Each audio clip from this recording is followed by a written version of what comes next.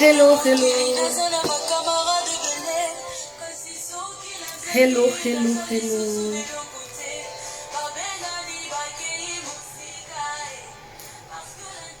Hello, hello, bonjour.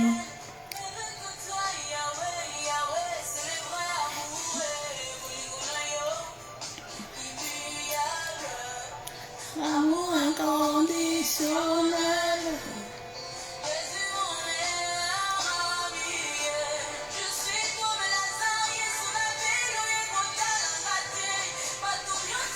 Hello, hello, bonjour, bonjour, j'espère que vous allez bien.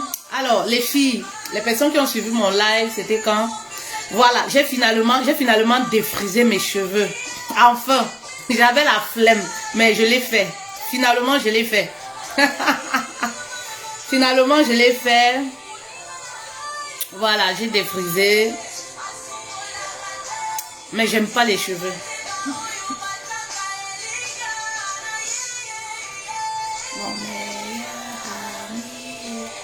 Alors, appelez les autres, on va s'entretenir un tout petit peu.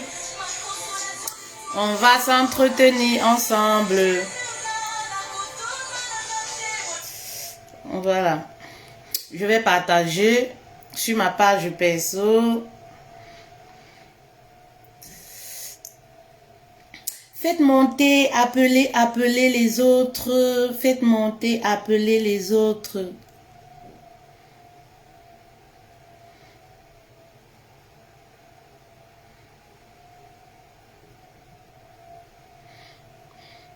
Faites monter, appelez les autres. On va s'entretenir.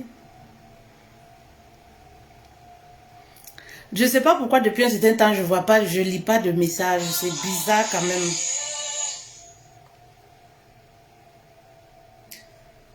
Et ça m'énerve.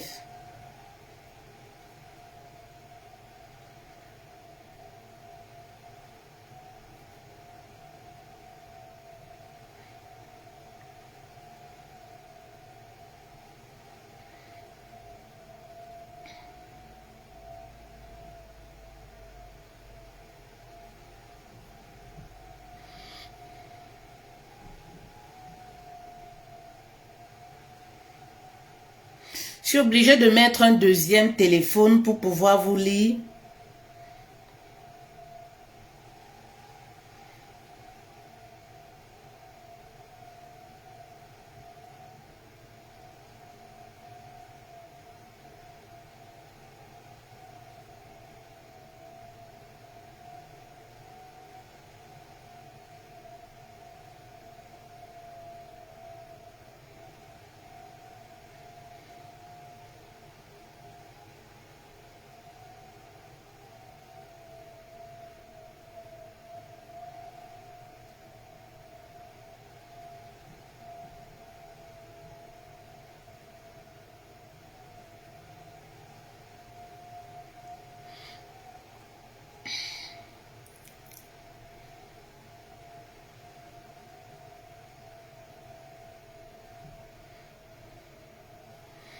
Je fais comment pour partager? Hello, hello. Donnez-moi quelques minutes, s'il vous plaît. Quelques minutes, s'il vous plaît.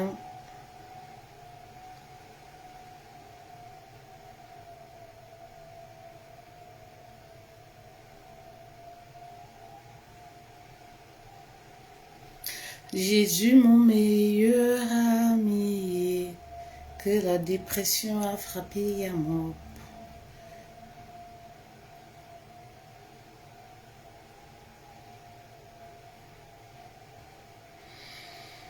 Bon, on va laisser tomber. On va laisser tomber et je vais mettre ça comme ça pour réussir à vous lire.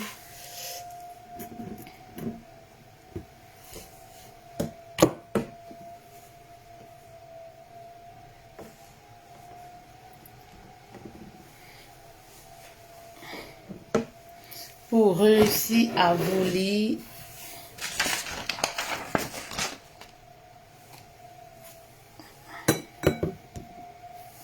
Voilà. Bonjour, bonjour, bonjour. Envoyez les cœurs, s'il vous plaît. Envoyez les cœurs parce que l'algorithme de Facebook dérange. Voilà. Ça réduit la visibilité. Donc, envoyez les cœurs pour que le message ne soit pas réduit.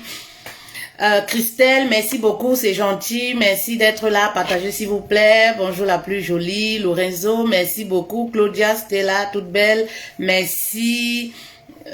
Fruits de mer, toujours belle, merci, c'est gentil. Je suis belle comme vous, belle comme mes reines. Alors, on va parler d'un tout nouveau, on va parler d'un nouveau thème. Hein. On va parler d'un nouveau thème, mais je vais mettre un peu de musique quand même. Au moins, on a un peu de, ça donne un peu de joie, un peu de gaieté.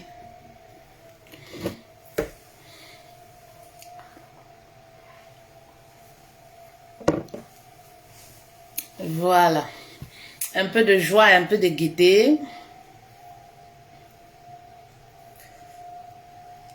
On va écouter Dieu te voit de Sly.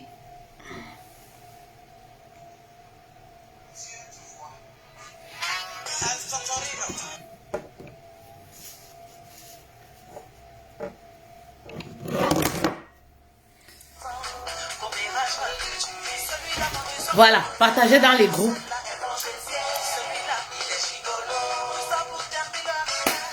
Partagez dans les groupes. Partagez dans les groupes. Voilà, partagez dans les groupes. Vous n'avez pas besoin de sortir votre carte bleue pour ça. Voilà, partagez dans les groupes. Alors, je suis très contente une fois de plus à nouveau de m'entretenir avec vous.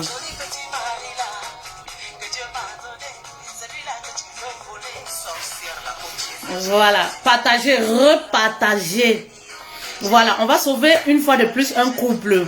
On va parler aujourd'hui aux femmes. Voilà, comment vivre avec un mari orgueilleux. Comment vivre avec un mari compliqué. Il y a beaucoup de femmes et je reçois beaucoup de messages, des femmes qui se plaignent. Oui, mon homme, il est orgueilleux, il ne m'écoute pas, il veut toujours avoir raison. Je comprends pas, il a un caractère très difficile, il est compliqué, je n'arrive pas à le comprendre.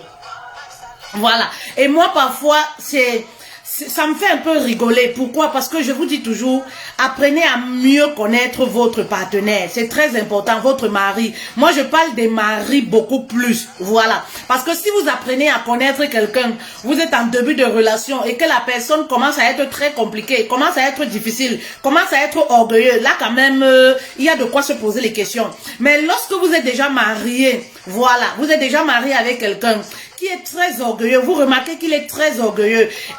On ne naît pas avec l'orgueil. Voilà, il n'y a que les hommes. Les hommes, l'homme de nature est orgueilleux. L'homme, lui, naît avec cet orgueil-là. Nous, les femmes, nous ne naissons pas avec cet orgueil. Voilà. Donc, dans la plupart du cas, vous aurez tendance à croire que, ah, mon homme est orgueilleux. Pourquoi il est compliqué? Pourquoi il ne m'écoute pas? Aujourd'hui, je vais vous donner des solutions. Je vais parler de l'orgueil des femmes. Voilà, je veux parler à une femme qui passe le temps à se plaindre de son mari. Oui, vous savez, lorsqu'on vit avec un homme orgueilleux, il y a une certaine façon de se tenir. Ne confondez pas un homme orgueilleux à un manipulateur ou à un gigolo ou à un pervers narcissique.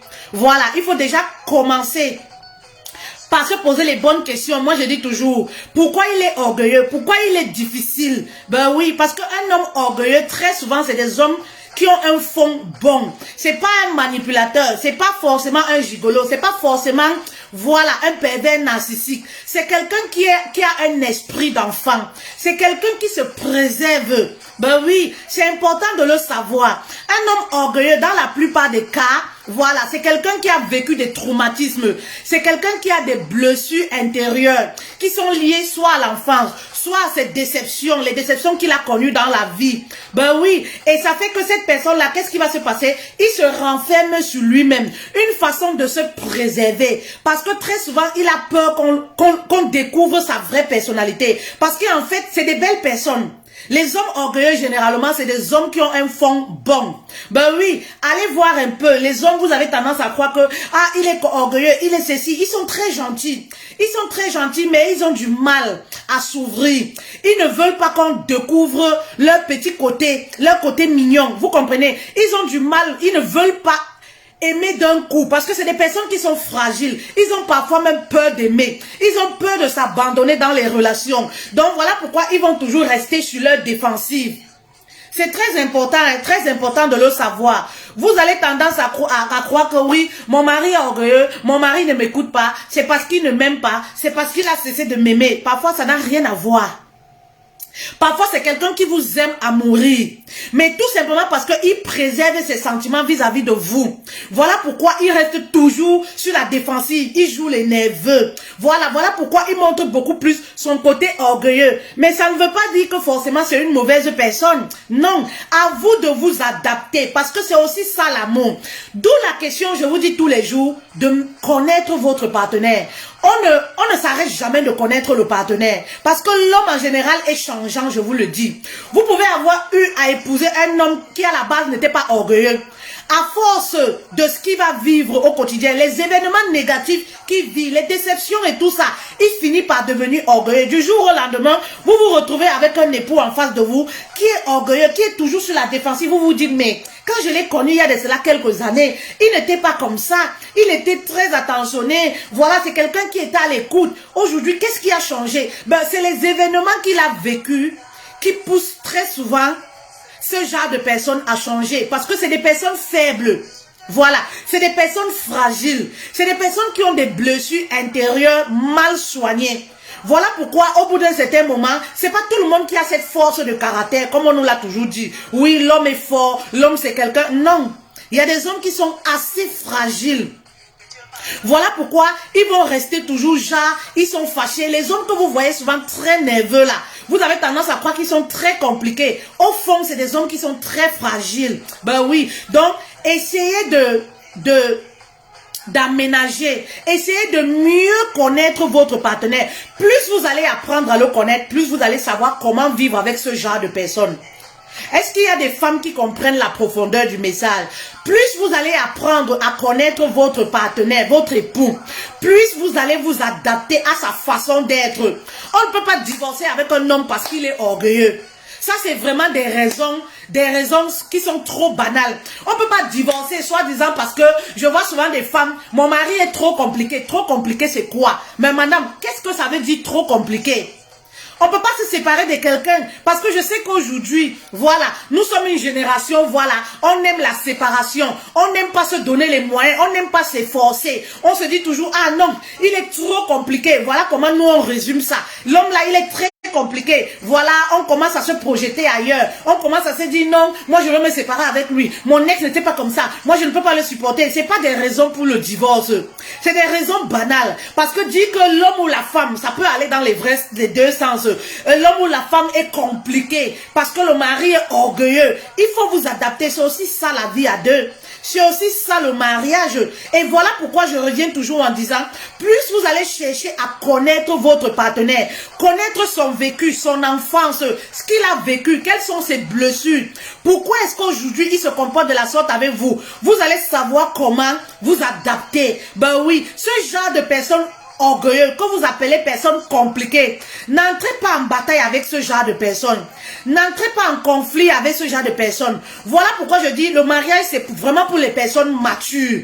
Ben oui, parce qu'il faut avoir assez de maîtrise de soi pour réussir à canaliser ce genre de personnes, pour réussir à vivre au quotidien avec ce genre de personnes. Sinon vos journées seront remplies que des disputes. Vos journées seront faites que des disputes. C'est-à-dire, vous disputez, vous commencez un débat, vous regardez même la télé. Un débat, il veut toujours avoir raison. Dans la discussion, c'est parfois des personnes qui ne demandent jamais pardon.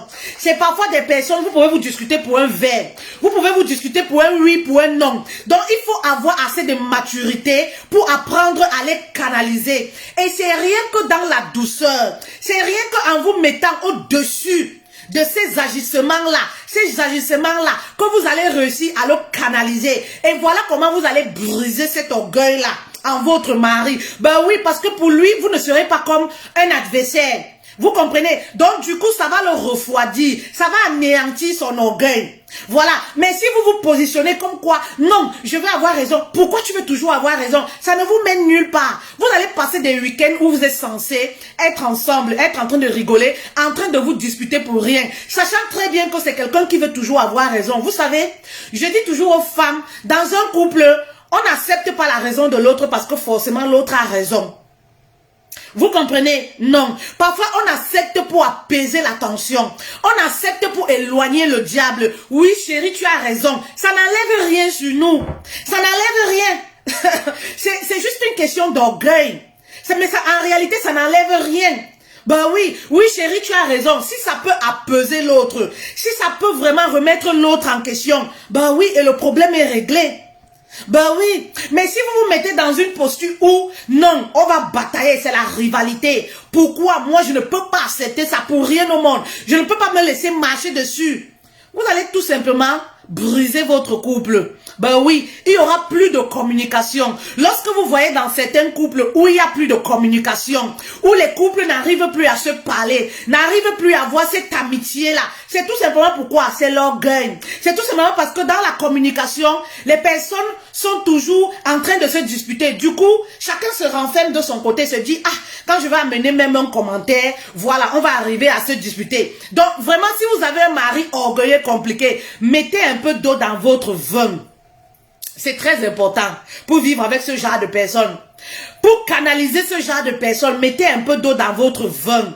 Et soyez beaucoup plus attentionnés, soyez à l'écoute. Je vous dis, c'est des personnes, c'est des hommes qui sont très fragiles. C'est des hommes qui sont fragiles, qui ont besoin d'être à l'écoute. Vous savez, dans la plupart des cas, tout homme a ce petit être qui est bébé. Comme on dit chez nous, les hommes, ce sont les bébés. En réalité, parce que en chaque homme réside un petit enfant. Ben oui, en chaque homme réside un petit enfant. Donc, lorsque vous tombez, en plus de ça, sur un homme qui est très orgueilleux, dites-vous que c'est un homme dont vous devez être beaucoup plus à l'écoute. Il a besoin d'écoute. Il a besoin que vous soyez beaucoup plus attentionnés. Ben oui, parce qu'en réalité, c'est des personnes qui sont petits comme ça à l'intérieur. C'est des personnes qui coulent des larmes au fond d'eux. Ben oui. C'est des personnes qui ont beaucoup de fissures dans leur cœur. Oui.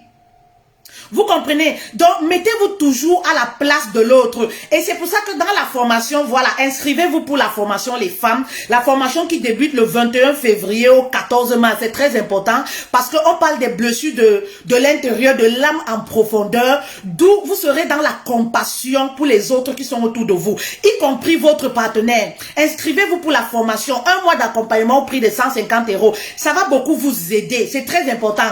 Parce que dans la plupart des femmes qui ont fait ces formations-là, se sont mises au-dessus de certains conflits dans le couple. Elles se sont surpassées. Je vous dis souvent, dans mon couple, il y a des choses dont je ne me sens pas concernée. Allez savoir pourquoi. Parce que j'ai beaucoup plus de la compassion. Je suis beaucoup plus à l'écoute. J'ai de la compassion, même autour de moi. Lorsque tu me fais quelque chose, j'arrive à passer dessus très vite. Les personnes vont même se demander, ah, la personne là qui t'a insulté, mais pourquoi tu restes ami avec la personne? Ah, il m'a dit si, mais pourquoi je vais laisser tomber? Parce que vous arrivez à comprendre l'autre, à savoir que l'autre souffre. Et lorsque vous arrivez à cette dimension dans votre couple, vous serez épanoui. Et vous aurez une certaine sérénité dans votre couple. Voilà pourquoi dans la formation, je parle de comment rétablir la sérénité dans votre couple. Comment reconstruire votre couple. C'est très important. Arriver à une certaine dimension. Voilà. Vous mettre à la place de l'autre. Se dit toujours, ah, si l'autre fait ci, peut-être c'est parce que si l'autre fait ci, j'essaye de me mettre à la place de l'autre. C'est très important. Au lieu de vous projeter en vous disant, je vais aller causer avec un ex, ça va un peu me consoler. Ah, je préfère moi relier la relation avec un ex, ça va un peu me consoler. Je préfère aller voir ailleurs. Non, ce n'est en aucun cas la solution. Ce n'est en aucun cas la solution. Dites-vous que c'est des situations qui rendent les personnes orgueilleuses et compliquées dans la vie. Oui, lorsque vous avez épousé votre mari, il n'était pas forcément compliqué. Ça peut être les événements qu'il a vécus qui le rendent compliqué, qui le rendent parfois amer. Et il y a des saisons comme ça qu'on vit dans le couple. Donc si vous, la femme, vous ne savez pas, je parle de l'orgueil et je m'adresse aux femmes. Pourquoi? Parce que généralement, c'est les femmes qui se plaignent de ce côté orgueilleux des hommes. C'est des femmes qui sont parfois tristes. C'est des femmes parfois qui se laissent aller. Voilà, qui ouvrent la porte au diable en se disant, ah, le mari est compliqué, moi j'abandonne la bataille là, je laisse tomber. Non, je vous dis encore, on ne peut pas divorcer pour ce genre de situation. Non, on ne peut pas divorcer pour ce genre de situation. Ayez de la douceur. Ben oui, soyez douce. Il vous est déjà arrivé d'aller arrêter quelqu'un pour un problème, même pour un problème d'argent. Vous allez arrêter quelqu'un, c'est-à-dire vous êtes toute chaude là. Ah, elle va me sentir. Elle va me sentir. Et dès que vous arrivez vers la personne, la façon dont la personne vous accueille, vous dit bonjour, vous parle. C'est-à-dire, toute votre colère s'apaise. Est-ce que ça vous est déjà arrivé? Moi, ça m'est déjà arrivé plusieurs fois. Je me rappelle même dernièrement, j'ai commandé un vêtement, une robe pour ma grande soeur en ligne sur Internet. Vous savez, chez ces femmes-là. Parfois, j'aime acheter des choses en ligne dans le but de motiver aussi et tout ça. Voilà. Ou alors chez nos confrères africains. Pour moi, ça fait partie de la motivation. C'est une très bonne chose. Faites-le également chez vos soeurs. Aidez vos soeurs, aidez les autres qui font des activités. J'ai acheté une robe. En réalité, la robe n'était pas à moi. La robe était pour ma grande soeur. Voilà, elle a vu cette robe-là, elle voulait que je l'achète la robe. Je lui dis, d'accord, il n'y a pas de souci, mais la robe va être livrée en Italie. Et qu'est-ce qui s'est passé, c'est quoi? La robe, ma soeur devait mettre la robe pour un événement, une soirée. Et malheureusement, elle n'a pas reçu la robe. Elle m'appelle, la soirée c'est dans 2 jours. Elle fait, je n'ai pas ma robe. Non, mais je t'ai toujours dit que tes gens là, c'est pour ça qu'on ne peut pas faire confiance aux Africains. J'ai dit que ma chérie, même si tu avais acheté chez Zara et qu'il y avait eu un problème, hein, demain tu allais aller réacheter. C'est des situations qui arrivent. Avec la situation du Covid même. Non, fait, je ne veux même plus la robe, qu'elle me rembourse. Dis-lui qu'elle me rembourse et tout. Je lui dis que tiens, voici le numéro de la dame. Contacte la dame via WhatsApp. En fait, tu lui dis que la robe t'appartenait et tout et tout. Vraiment, mais tellement, excusez-moi, ma soeur m'a pistonné. Non, je te connais, c'est sûr que tu ne dis pas les vérités à la fille là. Vraiment, quand je vais lui dire cette vérité, elle va comprendre que le courant est passé sur elle. Je lui disais pas les vérités, pourquoi? À chaque fois que j'arrivais à dire « Allô, bonjour madame, on n'a toujours pas reçu la robe. Voilà, la soirée c'est bientôt. » Tellement la fille est humble.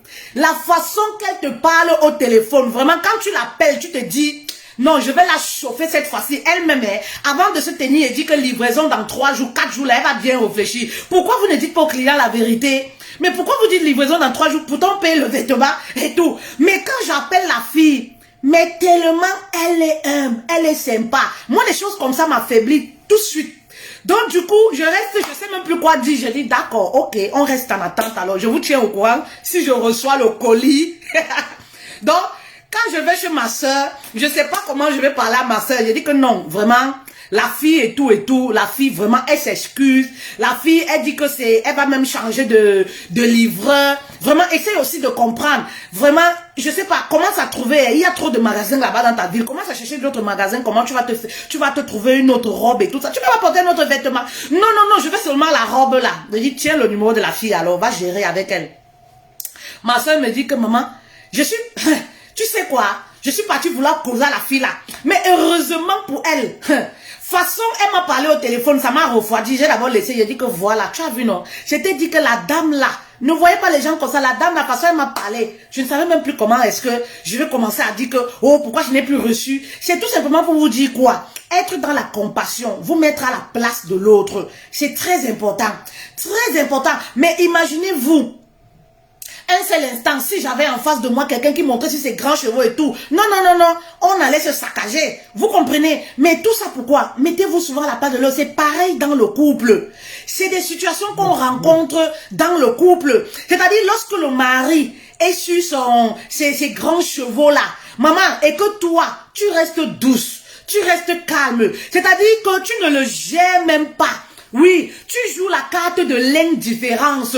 Lui-même, il se refroidit tout seul. Il comprend que tu n'es pas dans son délire. Tu n'es pas dans son monde. Parce que l'homme qui est orgueilleux, il est dans son monde à lui. Vous comprenez, c'est quelqu'un parfois qui a une haine. C'est quelqu'un parfois qui a une rancune de quelque chose qui s'est passé. C'est quelqu'un parfois qui n'a pas pardonné une situation dans sa vie. Vous comprenez les filles? Donc du coup, il comprend tout de suite que tu n'es pas dans son monde. Tu n'es pas en conflit avec lui. Et voilà, il va se tasser tout seul. Il va se refroidir tout seul. Mais voilà, si tu entres en conflit avec ce genre de personnes, ça ne va jamais marcher. vous allez simplement détruire votre couple. Et vous savez que moi, je milite pour le couple. Si je fais des vidéos, c'est dans le but que les femmes, les hommes, les couples, vous soyez épanouis. Alors, je dis toujours, et moi, je dis que la vie, elle est belle, écoute. Ne gâchez pas vos journées pour des choses banales, pour des futilités que vous pouvez gérer. Je sais que la femme a cette capacité de gérer ce genre de situation, se surpasser. Mais pour arriver à ce stade-là, comme je dis toujours, il faut travailler sa maturité. Il faut travailler sur toi, femme. Ben oui, il faut travailler sur toi. Très souvent, nous les femmes, nous ne sommes pas trop dans ce délit d'être orgueilleuses avec... Très souvent, on le fait parfois pendant une période et après ça passe. Mais les hommes, on retrouve beaucoup ce côté-là qui ressort. Ce côté orgueilleux ressort beaucoup plus chez les hommes. Et certaines femmes se sentent beaucoup plus frustrées. Elles vont arrêter de cuisiner. Voilà, elles vont arrêter d'avoir des rapports sexuels. Voilà, elles vont rester très tristes parce que le mari est orgueilleux. La communication ne passe plus. Non, ma chérie. Il y a des voies et moyens de vivre avec ce genre de personnes, de vivre en harmonie avec ce genre de personnes. Oui, si tu travailles sur le caractère, la douceur, ta douceur, la tempérance, le pardon dans le couple, très important. Apprenez à pardonner, apprenez à avoir un certain tempérament. Oui, doux, lorsque vous êtes mariés. Sinon, vous ne pouvez pas y arriver. Et je vous dis toujours, les femmes, tout le monde a les problèmes dans les foyers. Arrêtez de croire que vous êtes les seules personnes à vivre les conflits dans le couple. Lorsque vous avez un problème, petit problème d'orgueil comme ça, le toit veut sauter. On dirait que vous êtes les seules personnes. Dites-vous qu'il y a pire. Envoyez les cœurs, s'il vous plaît.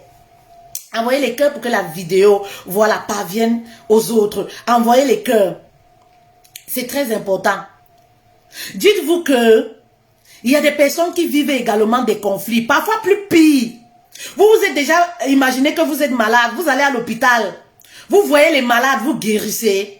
C'est une façon de vous dire que il y a des gens qui vivent pire que ce que vous vivez. Vous vous êtes déjà dit un seul instant, vous avez assez de problèmes. Vous rencontrez une amie, vous rencontrez une connaissance. Elle vous parle d'une situation qu'elle vit dans sa vie. Vous-même, vous vous dites que, ah, moi je croyais que vraiment je souffrais. Tout de suite là, vous oubliez votre propre problème. C'est comme ça la vie des couples. Il y a toujours des conflits. Vous avez peut-être dans votre couple un problème d'orgueil, un problème d'avoir un homme qui est difficile, qui est compliqué. Parfois on n'arrive pas à le cerner. Oui, parce que parfois ce genre d'homme-là, on n'arrive pas à le cerner. C'est-à-dire il est content à 2 h du matin. Le matin, il est nerveux. Il est content à 16 h.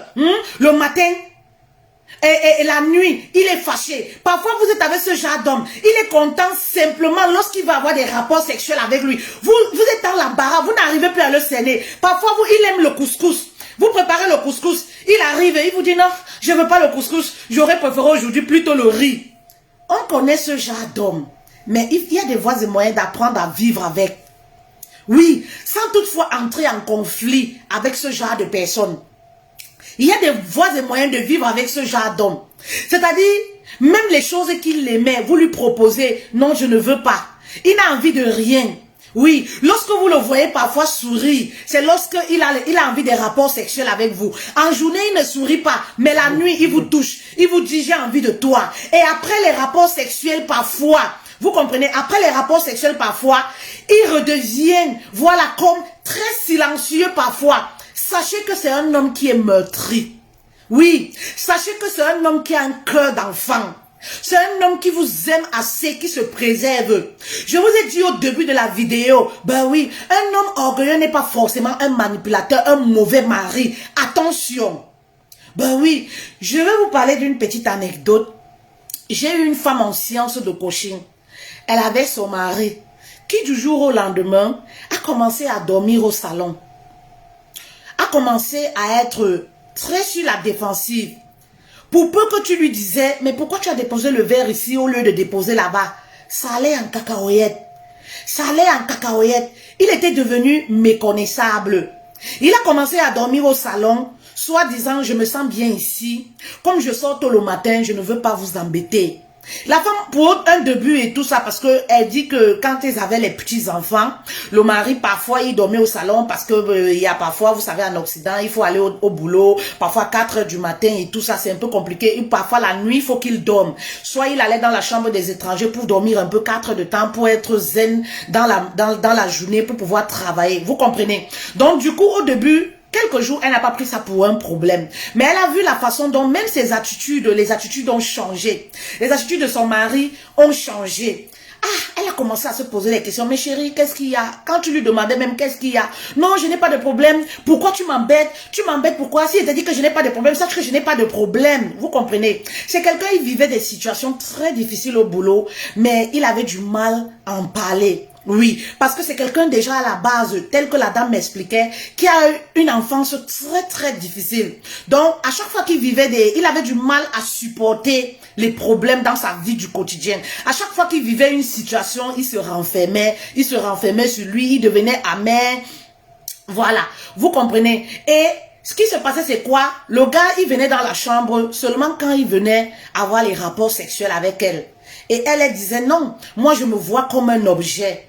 La dame, elle est venue en séance de coaching avec moi. Ce sont ses propos à elle. Non, coach, je me sens réduite. Je me vois comme un objet. Moi, je pense que ce n'est plus de l'amour. Moi, je pense qu'on est arrivé à un stade où il faut qu'on se sépare. Je pense que c'est le divorce qui est mieux. D'autant plus qu'on ne partage pratiquement rien ensemble. Quelqu'un qui dort déjà au salon. Quelqu'un qui vient seulement, qui ne te parle pas, qui boude, qui vient seulement quand il a envie de faire l'amour avec toi. Je lui dis que ma chérie, tu sais quoi? Parce que parfois dans mes séances de coaching, je cause avec les filles comme elles aiment dire ça, copines. Je dis, tu sais quoi? Coucher avec toi là, ma chérie, il y a plein de femmes là dehors avec lesquelles on peut coucher. Coucher là aujourd'hui là est devenu facile. Vous comprenez? Ce n'est pas le sexe de nos jours qui peut manquer à un homme. C'est lui qui vient dans la chambre pour coucher, comme tu dis, comme tu appelles. Pour toi, c'est il vient pour venir se vider ses couilles. Tu comprends, non? Je ne suis pas un vide-cool. Je ne suis pas sa poubelle. Voilà les mots que la dame m'employait. Je dis oui, pour toi, il vient vider ses couilles, comme tu le dis. Mais vider les couilles là, ça ne manque pas à un homme de nos jours. Hein. Même pas aux hommes mariés. Ça ne peut pas manquer à un homme marié, vider ses couilles. Vous comprenez? La fidélité, c'est un choix. C'est pas parce que ça manque. Voilà. C'est pas parce que ça manque. Alors, c'est lui qui vient vers toi. Voilà. Pour vouloir venir coucher avec toi. Ne trouves-tu pas que c'est le moment pour toi, peut-être, d'avoir un dialogue avec lui, vu qu'il vient vers toi. C'est-à-dire, il t'ouvre une petite porte pour la communication. Tu vas pas me dire qu'il vient vers toi comme ça, il t'agresse pour déchirer tes habits. C'est-à-dire, quand il vient, il dépose un peu cet orgueil-là. Il vient, il va commencer peut-être à vouloir un peu sourire. Il va commencer à te toucher. Ne trouves-tu pas que c'est une petite porte qui s'ouvre à toi pour avoir peut-être une communication avec lui? Pendant les préliminaires, pendant les caresses, tu peux arriver à causer avec lui pour quelques minutes. Tu comprends? Et en plus de ça, il faudrait que vous appreniez, les couples apprennent les jeux. Les jeux. Les Africains ont du mal avec ça. Les Africains ont du mal avec ça, à jouer ensemble. Jouer ensemble, ça solidifie. Ça crée une certaine amitié. Vous comprenez? Et ça renforce même la communication. Il y a les petits jeux, même les jeux sexuels, les petits jeux. Parce que je vous ai dit, les personnes orgueilleuses, c'est des personnes qui ont un fond très petit enfant. C'est des enfants en fait. C'est des enfants parce qu'il y a que des ados qui peuvent se comporter comme ça, bouder pour un oui, pour un non. Vous voyez que c'est des enfants, en réalité. C'est des enfants, vous comprenez? Donc, j'ai essayé de ramener la dame, de chercher quelques pistes, comment elle peut renouer la communication avec son mari. Je lui dis, le problème avec vous, c'est que vous voulez trop vous séparer. Vous pensez que la séparation, c'est le problème. Tu vas te séparer, tu vas aller chez un autre. Après 10 ans de mariage, ben ce serait pareil. Vous pensez que c'est la séparation qui est beaucoup plus facile et tout ça? Si c'est pour se séparer, tout le monde peut se séparer, hein? Tout le monde peut se séparer. C'est ça le problème avec vous. Vous ne trouvez pas, vous ne voyez pas les opportunités. Comment vous pouvez faire? Voilà, il peut y avoir une opportunité pour renouer avec monsieur ou avec madame. Non. Vous voyez seulement que non, il faut que je me sépare. Non, si c'est ça, hein, ça s'arrête comme ça. Moi, je ne suis pas son enfant. Non, ma chérie, non. Et je lui disais, tu ne sais pas peut-être ce qu'il vit. Oui, c'est vrai, il aurait dû communiquer avec toi. Mais on ne sait jamais. Au lieu de te braquer, pousse-toi Pose-toi plutôt les questions. C'est quelqu'un, tu me dis, qui n'a jamais été comme ça. Du jour au lendemain, il devient comme ça. Parfois, c'est pas toi le problème. Vous savez, chez nous, les femmes, lorsque l'homme a ce genre d'attitude, on se braque parce qu'on se dit, ah, c'est peut-être nous le problème. Peut-être il m'en veut. Peut-être il est déjà allé causer avec sa belle famille là-bas. Je suis sûre que c'est sa famille qui monte ce genre de coup-là. Je suis sûre que sa famille y est pour quelque chose. Je suis sûre que ses amis y sont pour quelque chose. Parfois, non, c'est pas ça. Ça n'a rien à voir avec nous. Parfois, c'est lui-même le problème. Lui et ses propres démons. Vous comprenez? C'est lui et ses propres démons. Ça n'a rien à voir forcément avec nous. Mais c'est à vous d'essayer de comprendre. C'est à vous d'essayer de comprendre. Si vous vous donnez un tout petit peu de moyens pour chercher à comprendre qu'est-ce qui le tracasse, qu'est-ce qui l'embête, est-ce que tout va bien? Ben oui, l'amener parfois un week-end. Vous dites, chérie, on va aller se balader. Chérie, on va aller se balader. On va aller dans un resto. C'est moi qui paye la facture. Vous commencez comme ça. Chérie, j'ai réservé par exemple une chambre pour le week-end pour nous. Je voudrais qu'on change un peu d'air. Je te sens un peu très tendu. Vous comprenez? Je te sens un peu très tendu ce week-end. Je voudrais qu'on change un peu d'air. Je voudrais qu'on aille, voilà, on confie les enfants quelque part si on a la possibilité. Si vous n'avez pas la possibilité, je voudrais qu'on aille un peu se balader en forêt, jouer ensemble, marcher comme avant ensemble. Ça va renouer cette communication-là entre nous. Et si vous voyez que c'est quelqu'un qui ne veut pas, parce que je sais que il y a des hommes là, lorsqu'ils sont dans leur monde là, hein, ils ne veulent plus sortir, ils ne veulent rien. Tout ce que vous proposez, ils refusent. Ma chérie, à la maison, il y a toujours des voies et moyens. À la maison, il y a toujours des voies et moyens. Le problème, parce que chez nous les femmes, c'est que lorsque l'homme se comporte comme ça, voilà, on se braque. À la maison, il y a toujours les voies et moyens. Lorsque l'homme est comme ça, il est très tendu. C'est le moment dont il a besoin de vous. Oui. Mais dans son orgueil, il vous fera croire que non, non, non, laisse-moi tranquille, je n'ai envie de rien. C'est faux. C'est en ce moment qu'il a besoin de vous. C'est en ce moment que vous devez le consoler. Oui, c'est en ce moment que vous devez jouer la carte de la séductrice. Oui, oui, oui, la carte de la séductrice. Même si un homme est en colère, comment? Lorsqu'il voit une femme nue, son corps se lève. Oui, oui, oui, oui. Et parfois, c'est beaucoup plus quand ils sont tendus là, ils ont envie de ça. Ils ont beaucoup plus envie de ça. Oui, oui, oui. Ils ont beaucoup plus envie de ça. Et c'est comme ça que vous pouvez l'amener, même en passant par là. Il y a toujours des voies et moyens, il y a toujours des solutions. S'il ne veut pas sortir, s'il refuse toute proposition de votre part, il y a toujours des solutions. Jouez même à la carte de la séductrice, la séduction, la tigresse. Vous verrez que vous allez commencer à l'amener même à sourire. Oui. À sourire. Vous n'avez pas me dit que quand vous avez les rapports sexuels, vous êtes mieux, vous ne parlez pas. Ben oui, vous parlez quand même. Après les rapports sexuels, vous allez voir qu'il est apaisé. En ce moment, pendant les préliminaires, pendant les massages, aucun homme qui est tendu, aucun homme qui est orgueilleux, aucun homme qui est compliqué va refuser la séance des massages. Chez nous, par exemple, voilà, ça fait partie de notre culture et on a grandi comme ça, c'est notre éducation. Voilà, malheureusement ou heureusement. On pense que faire les massages, les préliminaires, c'est toujours abouti à la pénétration, il faut toujours le sexe. Non, je vous parle des jeux, je vous parle des câlins, je vous parle des massages qui détendent, qui font du bien. Ça fait parler en langue si vous voulez.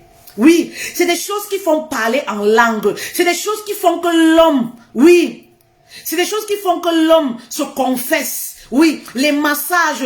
Habituez-vous à ce genre de choses. Avec le beurre de karité. Mon beurre de karité que je vends, authentique.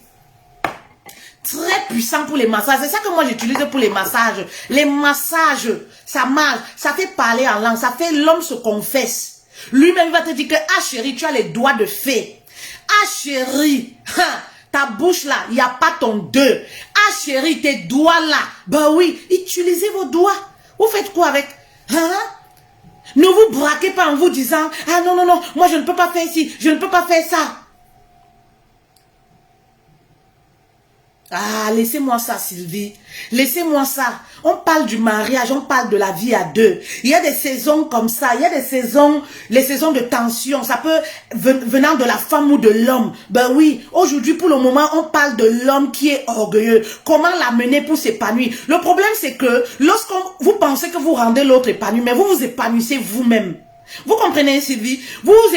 Sylviane, excuse-moi d'écorcher ton nom. Vous vous épanouissez vous-même. Lorsque le couple va bien, c'est pas le partenaire qui est en face qui en profite. Vous-même, vous en profitez. Et lorsque le partenaire va mal, que vous le vouliez ou pas, vous n'êtes pas bien.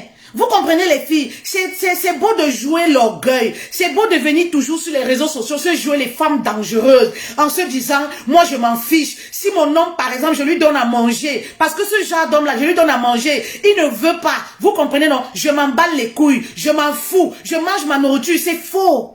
C'est faux au fond de nous les femmes, oui, nous les femmes on est tristes.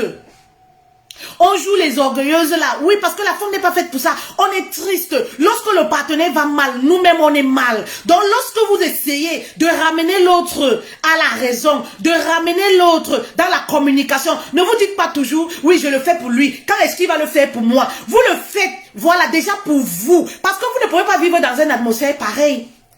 Vous ne pouvez pas vivre dans une atmosphère pareille. Lorsque l'homme ne va pas bien, vous-même, vous n'allez pas bien. La maison, elle est triste. Ben oui, la maison est sombre. Il n'y a pas de joie, il n'y a pas de gaieté. Donc, vous-même, vous êtes dérangé.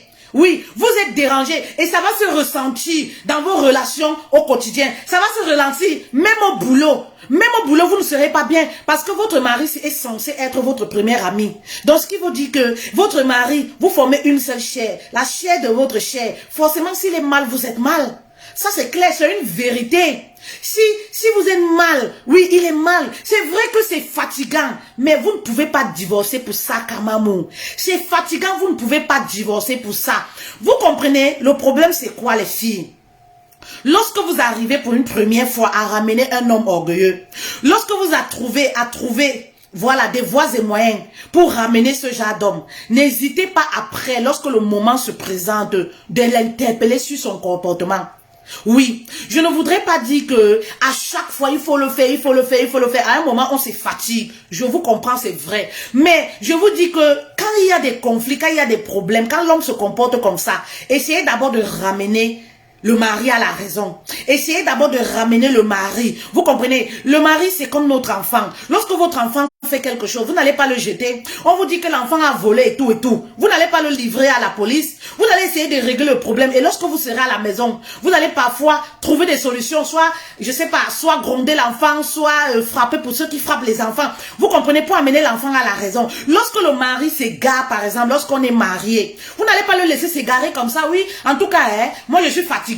Il n'a qu'à faire ce qu'il veut. S'il veut, il mange. S'il veut, ne mange pas. Moi, je m'en fous. Mais non.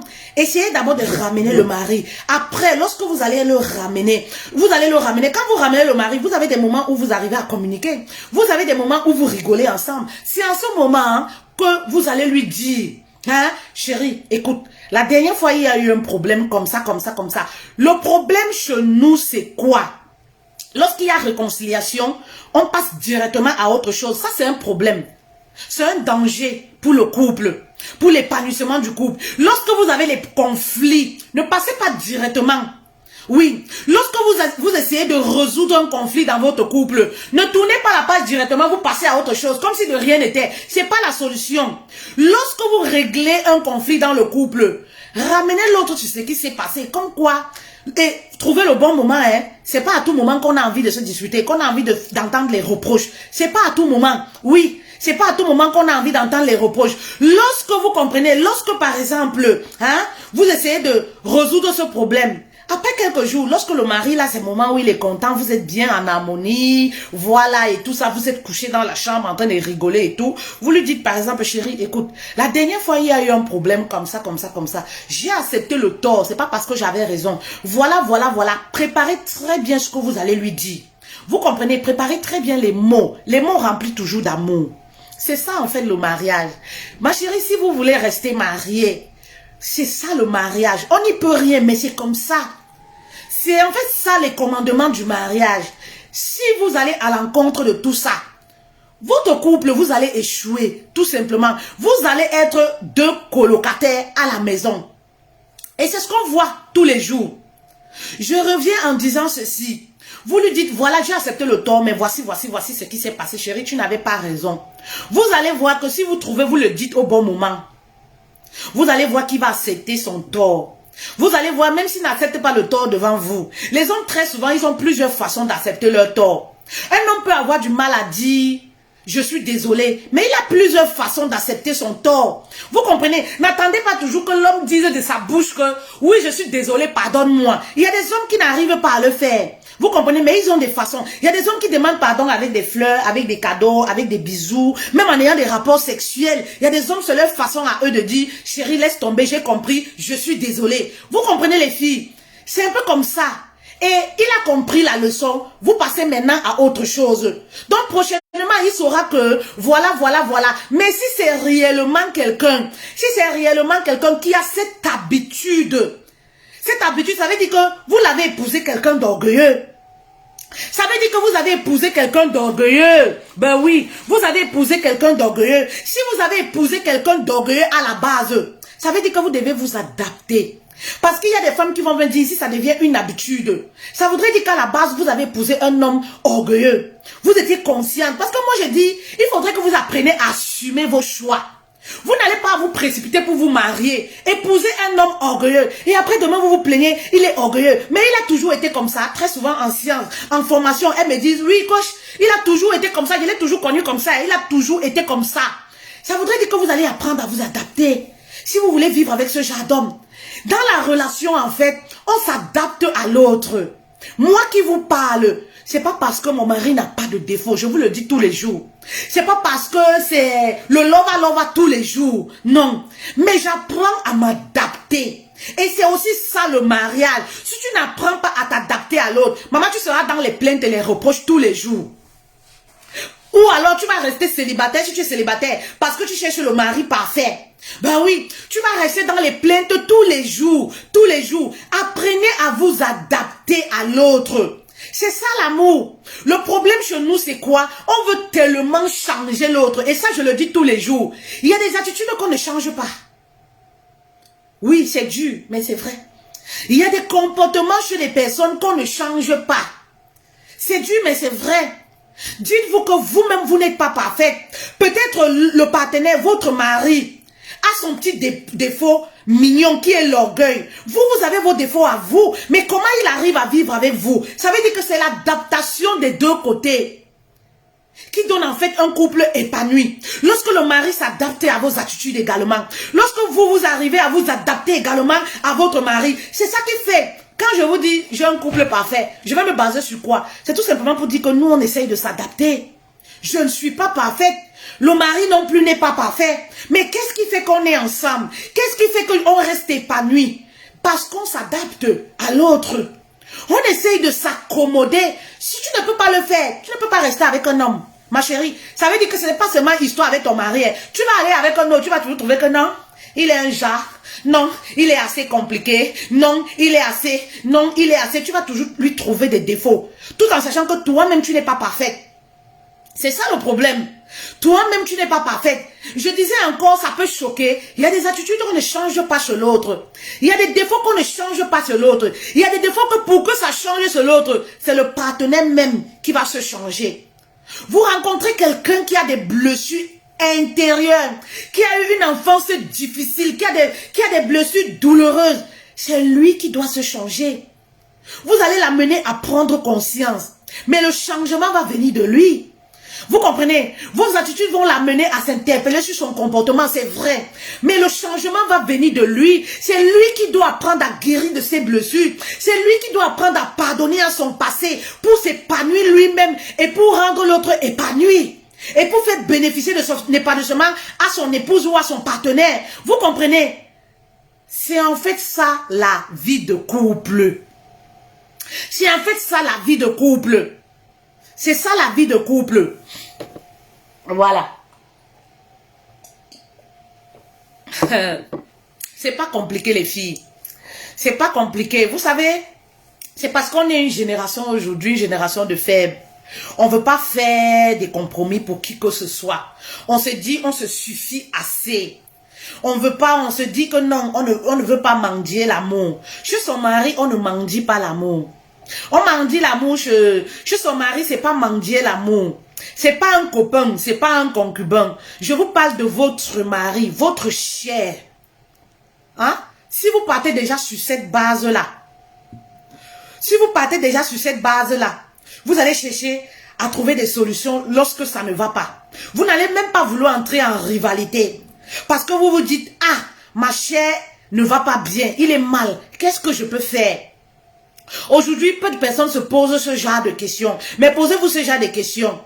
Oui, posez-vous ce genre de questions. Et si vous voulez travailler sur votre caractère, si vous voulez reconstruire votre couple, si votre couple va mal, si vous avez un mari qui a un orgueil chronique, si vous avez un mari qui vous rend la vie difficile, votre couple bat de l'aile, n'hésitez pas à vous inscrire pour la formation. Ben oui, pour la formation, 1 mois d'accompagnement, prix promotionnel. Les places sont limitées et les places se bousculent. On n'a pas besoin de beaucoup de personnes. 150 €. Ben oui, 150 €. Et voilà pourquoi la Bible dit la femme est l'équilibre de l'homme. Oui, la femme est l'équilibre de l'homme. Pourquoi? La femme est l'aide de l'homme. Pourquoi? Parce que lorsque ça ne va pas chez l'homme, tu dois être là pour l'aider. Oui, c'est le rôle de la femme. Si tu vas sur cette base-là, tu ne vas trouver aucun inconvénient d'aider ton mari qui est en souffrance. Parce que moi j'appelle ça, c'est des personnes qui sont en souffrance. Oui, c'est des personnes qui sont en souffrance, c'est ça le problème. Il est en souffrance. Si vous allez sur cette base-là, ben oui, vous allez sur cette base-là, vous allez l'aider avec joie. Vous ne serez même pas fatigué. On se fatigue de le faire lorsqu'on trouve que non, moi je ne vais pas le faire. Lui aussi, pourquoi il ne le fait pas? C'est ça notre problème. Pourquoi c'est moi qui dois le faire? Je m'en fous de lui. J'ai mon argent. Si j'ai mon argent, tout va bien. Maman, lorsque tu es mariée, même si tu as l'argent, si le mari va mal, il y a quelque chose qui te manque. Tu ressens, tu dors, tu n'es pas tranquille. Tu n'es pas tranquille. Apprenez à faire des compromis, à vous adapter un tout petit peu. Et pour arriver, je vous disais, à cette dimension d'adaptation-là, c'est un travail qui se fait. Du jour au lendemain comme ça, on n'acquiert pas cette qualité aussi facilement. J'ai travaillé sur moi. Je me suis fait accompagner. Mais pas à des prix minables, comme je dis, 150 € là. Allez vous renseigner. Pas à ce genre de prix. J'ai payé le prix. Et je vous dis toujours, je me disputais autant avec mon mari. Je me disputais autant. Pour un problème de programme de télé, on pouvait se disputer. Ben oui, on pouvait se disputer un programme de télé. Un truc fait divers. Chacun se dit, non, je ne peux pas laisser, j'ai raison, j'ai suivi cette info. Vous comprenez? Je me rappelle même un jour, une anecdote. Je me rappelle même un jour, je me suis disputé. On se disputait même pour la couette. Vous pensez c'est quoi? Tous les hommes, la plupart des hommes sont orgueilleux. Mais comment nous femmes, on doit se positionner pour arriver à briser leur orgueil? Ben oui, c'est avec la douceur, la soumission, la tempérance, l'écoute. C'est comme ça qu'on arrive à le faire. Et l'homme ne vous voit plus comme un adversaire. Il commence à vous voir. Ben oui, il commence à vous voir comme une équipe. Il commence à vous voir comme une amie pour lui. Il commence même à vous voir comme si vous êtes égal à lui. Voilà, parce qu'il y a la communication, vous rigolez, vous parlez de tout et tout ça. Il ne se positionne plus, ouais, je suis un homme, c'est moi, machin, truc. Mais non, les hommes qui ont tendance parfois aussi à se positionner comme ça, c'est parce qu'ils voient chez leur femme, cette femme-là qui veut toujours se rivaliser à lui, cette femme qui veut le combattre, cette femme qui veut le contredire dans tout ce qu'il dit. Et voilà pourquoi il reste toujours sur les grands chevaux, je suis chez moi l'homme. Non, lorsque vous êtes douce, cette femme douce-là, lorsque vous arrivez, oui, à l'écouter, à être à l'écoute, à laisser même qu'il ait raison dans les choses dont c'est vous qui avez raison. Il ne vous combat plus. Son orgueil meurt. Et voilà. Son orgueil meurt. Il n'y aura plus ça. Cette histoire d'orgueil-là. Je vous dis, je me disputais avec mon mari même pour la couette. Moi, quand je dors, je n'aime pas que mes pieds soient dans la couette. Vous comprenez? Je dors, je n'aime pas que mes pieds soient dans la couette. Et on se disputait pour la couette. Non, ne mets pas mes pieds dans la couette. Je ne veux pas. Non, non, quand on se couche, les pieds doivent être dans la couette et tout ça. Et parfois, je quittais, je me rappelle un jour, parce que moi, j'aime beaucoup qu'on change, qu'on va dans les hôtels, ça fait changer. Je me rappelle un jour, nous sommes allés dans un hôtel, dormir, passer un week-end. Et la nuit, là, j'ai enlevé le sous-drap sur le lit, parce que j'ai dit que, ici, je ne même plus la couette. J'ai pris la couette là, hein, j'ai pris la couette là. J'ai jeté sur lui, reste avec ta couette. J'ai enlevé la sous-couette, le drap qu'on met en dessous là. J'ai pris ça. J'ai dit maintenant on est séparés. Tu dors avec ta couette. Et moi je dors avec mon... Vous voyez, les couples arrivent à se disputer pour les choses banales. Pour vous dire que tout le monde se dispute. Pour des choses banales. Vous comprenez? Pour des choses banales. Et moi j'ai compris c'est quoi? J'ai compris c'est quoi? C'était son orgueil. Toujours l'orgueil de l'homme. Vous comprenez? Non, je voudrais qu'on dorme comme ça. J'ai dit, tu peux pas m'imposer comment je vais dormir. Je suis quand même libre de dormir comme je veux. Je dors, je te dis que moi, depuis l'enfance, je dors pas avec mes pieds dans la couette. Papa, je ne peux pas. Non, ne me tire pas la couette comme ça. On se dispute la nuit pour la couette. Vous pouvez comprendre ça? C'est en fait, c'est ça la vie de couple. C'est ça la vie de couple. Il y en a ceux qui vont se disputer pour la télécommande. Il y en a ceux qui vont se disputer pour une chaîne. Non, moi je veux voir RTI. L'autre dit non, moi je veux voir BFM. Non, pourquoi tu mets ça? Tu sais très bien que ma série passe à telle heure. Voilà la vie de couple. Et on fait des compromis. D'accord, ok, regarde ta série alors et moi je vais faire comme ça. On est arrivé à faire des compromis pour la couette. Aujourd'hui, hein? On se dispute pour la couette. Mais c'était pas facile. On est arrivé à faire des compromis. Il a fallu qu'il comprenne que non, moi je n'ai pas l'habitude de dormir comme ça. Il a fallu que moi je comprenne que c'est son orgueil. Il veut à tout prix que les choses se passent comme lui veut. Et moi j'étais pas dans cette optique-là. Les choses ne vont pas se passer comme tu veux. Tu vas pas m'imposer comment on va dormir. On dort, chacun dort et tout. Et les poufs sont partagés. Vous comprenez? C'est la vie de couple. C'est les choses. Les choses donc. Et parfois on arrive à se discuter sur la couette où on ne se parle pas. Mais on peut même pas expliquer à quelqu'un. Ça, tu peux expliquer à quelqu'un. Tu peux aller expliquer ça à ta mère comme problème. Tu peux même pas expliquer à quelqu'un. Il y a des couples qui vont se discuter pour la télécommande. Ils peuvent même pas expliquer à quelqu'un. C'est-à-dire, vous ne vous parlez pas, mais vous pouvez pas expliquer à quelqu'un. Vous gardez ça pour vous parce que ça fait même honte. C'est enfantin. Vous comprenez que, je vous dis que les hommes ont une part de gosse en eux. C'est enfantin. J'ai dit, mais parfois je restais comme ça. J'ai dit que, mais le monsieur, c'est là. Est-ce que tout tourne rond dans sa tête? J'ai dit, mais, écoute, je sais même pas. Vous comprenez? En fait, c'est ça. Parce que pour lui, c'est quoi? Il me voyait comme un adversaire. Non, pourquoi est-ce que tu t'imposes par rapport à moi? Pourquoi est-ce que tu t'imposes? C'est après, moi, j'ai compris ça. J'ai commencé à laisser. J'ai dit, d'accord, ok, on va dormir comme ça. D'accord, mais j'ai trouvé les voies des moyens. Après, quand on rigolait souvent, je lui parlais de mon enfant. J'ai dit, ah, coucou, tu sais, moi, par exemple, moi, je dormais, demande même à ma soeur, je dormais toujours avec la couette sur toute ma tête. Je dormais toujours avec la couette sur toute ma tête et je dors toujours avec la télé allumée dans la chambre, avec la lumière allumée dans la chambre. Il y a des couples qui vont se discuter, le mari n'aime pas dormir avec la lumière, la femme aime dormir avec la lumière, ou le mari n'aime pas dormir avec la lumière, la femme aime dormir avec la... Il y a les petits comme ça, mais c'est en faisant des compromis. Vous vous retrouvez en train de dormir par exemple dans le noir, tout simplement parce que la femme... Voilà, n'aime pas la lumière lorsqu'elle dort. C'est des compromis, c'est des petites choses comme ça. C'est pas synonyme, c'est pas l'esclavagisme. C'est des compromis dans la vie à deux. Le mari, il est unique, il a son éducation, il a vécu. Il a son vécu à lui. La femme, c'est pareil, elle est unique. Elle a son vécu à elle. Vous comprenez? Mais c'est en faisant des compromis. Ce message, ne vous sentez pas frustré, mes queens. Ce message est valable pour les hommes, pour les femmes. C'est-à-dire, si tu as une femme qui est orgueilleuse, tu peux adapter.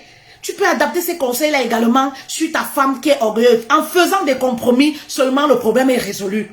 En faisant des compromis, le problème est résolu. En se mettant à la place de l'autre, le problème est résolu. Un tout petit peu. En essayant de comprendre l'autre, le problème est résolu. Comment la personne a grandi, comment. Moi, j'ai toujours eu peur du noir. Oui, j'ai toujours aimé dormir avec la lumière. Voilà. Donc, après vous rencontrez un homme, non, lui n'aime pas ça. Car la lumière, quand tu allumes, lui, ça le réveille. Hein? Il y a des personnes, ils n'aiment pas le bruit. Vous comprenez? C'est en faisant des compromis. Si je vous raconte mes anecdotes, il y en a comme ça. Les anecdotes.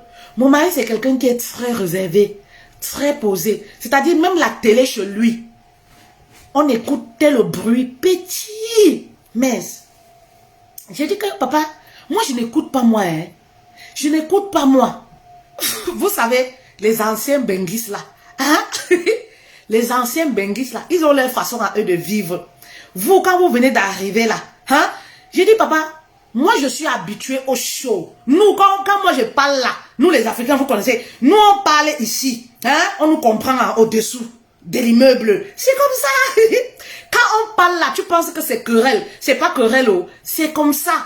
Donc, même le bruit de la télé là, on mettait petit le volume comme ça. J'ai dit que, j'ai dit que vraiment de Dieu, moi je n'écoute pas, hein, je n'entends pas moi. Hein? Il dit que mais tes oreilles sont seulement comment, tu n'entends pas comment. Mais la télé c'est pour nous qui sommes ici à la maison, c'est pour les gens de l'extérieur. Il dit que papa, chez nous là, nous on met tout le volume de la télé très haut. Moi là, il dit que peut-être tu as les problèmes des oreilles. J'ai dit non, j'ai pas les problèmes des oreilles.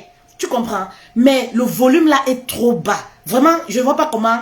Donc il y a des soirs, je m'énervais comme ça, je vais me coucher. Je dis, mais si je ne peux pas être à l'aise ici, en fait, je suis pas à l'aise. C'est comme si je n'étais pas chez moi. Comment il peut écouter le volume de la télé petit comme ça? Il dit que, mais tu n'écoutes pas la télé quand tu veux écouter comment? Je dis, papa, il faut mettre le volume à partir de 50. Il dit que, je dis oui. Faut même à partir de 50, il faut mettre le volume comme ça. Moi, je n'entends rien. Voilà, les petites choses comme ça se discutaient. Je m'énerve, je vais me coucher. Ou on n'arrivait pas à s'entendre. Ou il trouvait que je faisais trop de bruit. Tu parles au téléphone, on dirait que tu parles à 100 personnes. Chez nous, quand on parle au téléphone, là, on crie. Je dis que papa, moi, je suis habitué comme ça. Chez nous, ça a toujours été la fiesta. Tu comprends? Ça a toujours été la fiesta. Nous, on parle au téléphone comme ça. Tu penses que c'est palable. C'est pas palable, c'est comme ça. Mais, on a fait des compromis. Aujourd'hui, quand j'écris mes choses au téléphone là, je ris aux éclats là. Ça lui fait plus rien. Mais au début, c'était pas facile. Il a appris à faire des compromis. Au début, c'était pas facile. C'est pas que c'est pas un Africain, c'est un Africain. Mais vous savez, les anciens Benguis ont leur façon de vivre à eux. Il y a des personnes qui s'intègrent tellement, parfois vous les trouvez bizarres. Au début, moi je le trouvais trop bizarre. Je le trouvais trop bizarre. Oui, je disais que vraiment tu es spécial. Vraiment, moi je te trouvais trop bizarre. Je sais pas. Même les choses, je dis, papa, chez nous là, nous on parle. Si c'est musique pour danser là, c'est quand il y a musique pour danser à partir de 80-50 que nous on a l'ambiance, que nous ça donne les piches, que nous on sort les piches pour danser. Pour danser comme ça, anniversaire, on met volume petit comme ça là. Moi, vraiment, ça ne donne même pas envie. Si l'anniversaire là, le volume doit être petit comme ça, vaut mieux on ne fait pas.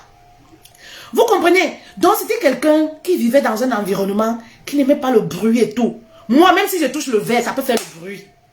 Je suis bruyante. Ça, c'est clair. Vous voyez même ma façon de parler, non? Hein? Même ma façon de parler, non? Quand mon mari avait commencé à voir mes directs et tout, il m'a dit que tu as les problèmes des oreilles, il faut qu'on l'envoie le ORL. Quelqu'un ne peut pas crier comme ça. Les gens ont raison de dire que tu cries. Ça ne peut pas être. Il a fallu que on fasse le test pour qu'il soit rassuré que. Il dit que parce que tu sais, tu peux avoir les problèmes des oreilles, c'est ça qui te fait parler fort. Tu comprends? Non, mais comment on peut être bruyante comme ça? Il a dit que mon frère, moi je suis bruyante comme ça. C'est ça. Mais est-ce que pour autant on a divorcé? Hein? Est-ce que pour autant on a divorcé? Ça n'a pas été facile, mais il a fait des compromis aussi. C'est pour dire à un homme, tu peux te retrouver en face d'une femme dont tu as l'impression de ne pas la comprendre, dont tu as l'impression que vous êtes opposés. Ben oui, au début de notre relation, dans certaines choses, je voyais le quotidien, on était opposés. Je disais, ce mariage, c'est ça vraiment. Franchement, tu auras l'impression que vous êtes opposés. Vous êtes mariés, vous n'allez pas divorcer simplement pour ça. Ça, c'est pas les raisons pour se séparer. C'est pas les raisons pour aller voir ailleurs. C'est pas les raisons pour renouer avec ses ex, pour dire que oui, je me sens triste dans mon couple, je vais au moins aller sympathiser avec mes ex. C'est pas des raisons. C'est des choses on peut arranger. Il suffit qu'on se brise un tout petit peu pour l'autre. Oui, il suffit qu'on se brise un tout petit peu pour l'autre. Vous comprenez, non? Et le tour est joué, ça va aller. C'est pas des raisons pour se séparer. Et on ne s'est pas séparé. Oui, il n'est pas allé me tromper. Oui, il n'est pas, je sais pas quoi. Tout simplement parce que, oui, moi je suis bruyante. Moi je fais trop de bruit. Même pour parler au téléphone, je crie jusqu'à... Et tout. Vous comprenez? Je me rappelle... C'est des choses parfois, je me rappelle, il y a quelques jours, je rappelais cela à mon mari encore. Tu comprends? Je lui dis que, nos débuts n'ont pas été faciles. Vraiment, moi, je te trouvais trop spécial. Tu avais des attitudes, je te trouvais spécial. Hein? Même l'huile, il demande que l'huile comme ça, là, tu manges beaucoup d'huile comme ça. J'ai dit que oui, moi, je mange beaucoup d'huile comme ça, papa. Moi, je mange beaucoup d'huile comme ça. Mais aujourd'hui, on se comprend tellement. Il suffit du regard. Vous comprenez? Il suffit que je regarde mon mari, on est quelque part, je le regarde comme ça. Il suffit qu'une situation se passe, il peut déjà savoir si je suis à l'aise ou pas. Il va me dire, lève-toi, on s'en va, parce qu'il sait que c'est sûr que je suis inconfortable là où je suis là. Aujourd'hui, on se comprend tellement. Il suffit des gestes. Il suffit qu'on se retrouve avec des gens qui commencent des sujets bizarres. Il sait très bien que c'est des sujets que je supporte pas. C'est des choses peut-être qui vont m'attrister et tout ça. Ok, on s'en va. On se comprend tellement. Mais allez savoir pourquoi. On a appris à se connaître.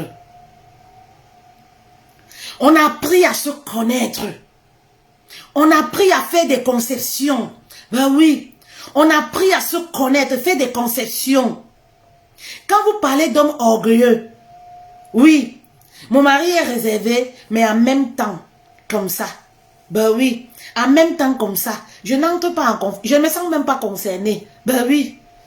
Vous comprenez? Mais on a appris à se connaître et on continue toujours d'apprendre à se connaître. Parce que je peux changer. Il y a des événements que je peux vivre qui m'affectent, je change. Ben oui. Pareil pour lui, vous comprenez? Donc, passez vos commandes du Dieuca et du beurre de karité, 7 € le beurre de karité. Pour faire les massages à monsieur. Faites les massages. Personne ne refuse les massages. L'homme est compliqué et tout. Maman, si tu lui dis que chérie, je vais te faire un peu de massage et tout, il refuse pas. Il va accepter. Même s'il ne te parle pas, il va accepter. Et quand les massages, au fur et à mesure que le massage devient doux, il commence à se lâcher un peu. Il commence à te dire, ah, ta journée, ça s'est passé comment? C'est des choses que je fais, que j'ai fait, et ça marche, et que je continue de faire. Il commence à faire les massages. Il commence, ah chérie, tu as appris à masser où? Ah, tes doigts, vraiment, tu sais masser. Hein? Ou il commence à te dire, non, masse plutôt ici, au milieu là, au milieu de mon dos là, au niveau des reins, masse plutôt là-bas. Ah, masse plutôt mes mollets. Il commence à parler quand même. La communication, voilà, commence à se mettre en marche. Et c'est comme ça que vous entrez en jeu. Vraiment, les filles, c'est facile. C'est pas autant difficile que ça, c'est facile. N'oubliez pas de vous inscrire pour la formation. 1 mois d'accompagnement. Voilà. 1 mois d'accompagnement. Pour regagner votre sourire dans votre couple. Le mariage est bien. Le mariage c'est une bonne chose. Tout dépend de comment vous vous positionnez dans votre foyer. Si vous voulez reconstruire votre couple, je sais que c'est pas facile, Madeleine. Je sais, ça n'a même pas été facile pour moi qui vous parle. Je vous le dis toujours. Moi, je suis sincère avec vous. Hein. Je préfère être sincère avec vous. Pour que demain, vous ne dites pas que, ou peut-être quelqu'un, quelque chose sur le chaîne, vous dites, ah, elle nous a toujours dit si. Non, non, non, moi je dis toujours. Oui, je préfère vous dire une fois, ça n'a pas du tout été facile chez moi. Si j'ai réussi à le faire, je sais que vous pouvez le faire parce que je crois en vous. Vous avez la capacité de le faire. Les femmes sont fortes.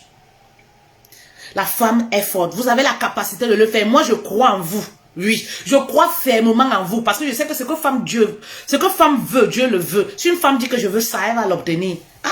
Si une femme dit que cet homme-là, je mets dans mes mains, elle va l'obtenir. C'est une question de décision. Comme là, payer le prix, prendre la décision de sauter le pas pour 2021, se faire accompagner pour une somme de 150 € seulement. La décision vient de vous. Si tu dis que je veux, même si tu n'as pas les moyens, mets en prière. Dieu va opérer les miracles, les moyens vont surgir à toi. Mais prends déjà la décision, je veux me faire accompagner. Donne-toi les moyens de payer le prix pour être cette nouvelle personne que tu veux toujours être. Les conseils en live, c'est bien, mais on veut entrer en profondeur. On veut creuser parfois la racine du problème pour avoir des solutions durables. Voilà, c'est très important. Merci beaucoup les reines. Je suis très contente. Les filles qui m'ont suivi la dernière fois, les filles, j'ai fini par défriser mes cheveux. Je vous l'ai dit. Mais je n'aime pas les cheveux, non. Je vais faire, comme vous connaissez, mes petites nattes. Et puis je mets mes perruques, je suis tranquille. Voilà, j'aime pas les cheveux. C'est vrai que j'ai une belle chevelure, ça j'avoue, mais j'aime pas, je vous l'ai dit la dernière fois. J'ai fini par défriser. Il y en a ceux qui me disaient, ah, il faut défriser quand, je sais pas, on disait le cordon de l'enfant. Non, c'est ma mère même qui me disait, non, il ne faut pas défriser les cheveux. Maintenant, quand le cordon de l'enfant va tomber, c'est là où on défrise les cheveux. Ben, le cordon de l'enfant est tombé depuis, même jusque-là, je vous ai dit, j'avais la paresse pour défriser mes cheveux. Je l'ai fait. Et je vous ai dit, mes cheveux là, c'est le beurre de karité. Le bain d'huile. Je vais faire le bain d'huile 2 ou 3 fois et après je vais coiffer. Mais voilà, coiffer. Le bain d'huile. Faites le bain d'huile avant de faire même votre shampoing et tout ça. Ça fait pousser les cheveux. Ça fait vraiment, c'est magnifique le beurre de karité. Pour les massages aussi, j'aime. Voilà. Marcel, oui, surpassez-vous si vous voulez réussir votre couple. Il faut vous surpasser.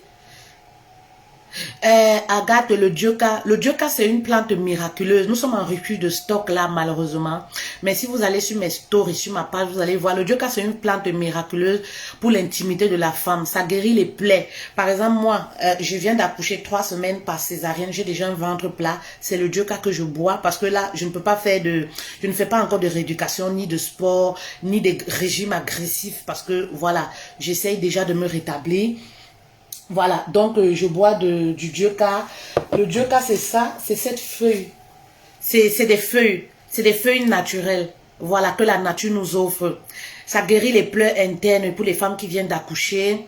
Voilà. Et c'est également une vitamine. Ça vous permet d'avoir une très belle peau. Si vous êtes enceinte, vous n'avez pas de masque de grossesse. C'est également pour la foufoune de la femme, la paume, pour avoir une foufoune fraîche, une paume. Vous comprenez, non? Une paume qui est bien fraîche. Ça rétrécit le vagin. Voilà. Ça resserre le muscle du vagin. C'est très bien. Il y a une différence entre avant et après. Si vous avez des picotements, si vous avez également des têtes blanches chroniques nauséabondes, si vous avez des démangeaisons, vraiment tout ce qui peut déranger la foufoune là, ça marche.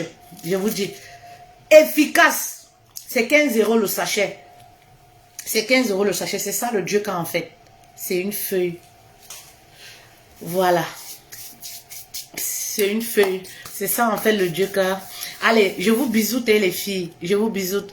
Je me sens tellement bien avec vous. J'ai du mal à vous quitter, mais il faut que je vous quitte pour aller retrouver mon bébé chéri. Allez, bisous à vous. Merci de m'avoir écouté. Merci et à très bientôt. À très